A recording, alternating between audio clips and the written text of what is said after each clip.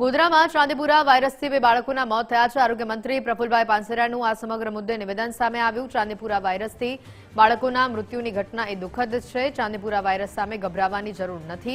Chandipura virus સામે સાવચેતી રાખવાની જરૂર છે। અસરગ્રસ્ત ગામોમાં સર્વે દવા છંટકાવની કામગીરી કરવામાં આવી છે।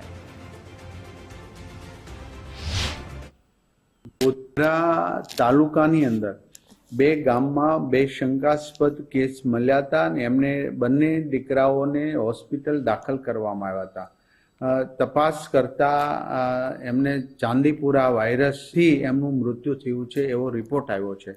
તો આ પ્રકારે રાજ્ય સરકારે અને આરોગ્ય વિભાગે ખૂબ ગંભીરતાથી આ મુદ્દાઓને લઈ ગામની અંદર તમામ આજુબાજુના ઘરોમાં વગેરે દવા છંટકાવ કરવામાં આવ્યા છે।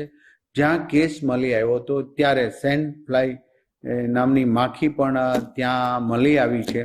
તો આ માટીના કાચા મકાનોની તિરાડની અંદર આ માખી રહેતી હોય તો એમના માટે પણ દરેક જગ્યાએ આજુબાજુના ઘરોમાં પણ દવાનો છંટ પ્રાપ્ત થયા નથી। ગભરાવાની જરૂર નથી, પણ સાવચેતી રાખવાથી રોગને આપણે અટકાવી શકીશું। તો અમારી બંને ગામોમાં અમારી ટીમ અત્યારે સર્વે પહોંચી ગઈ છે। જે તે દવાનો જથ્થો પણ ત્યાં ઉપલબ્ધ કેન્દ્રની અંદર તાલુકા લેવલે અને જિલ્લા લેવલે કરવામાં આવ્યો છે।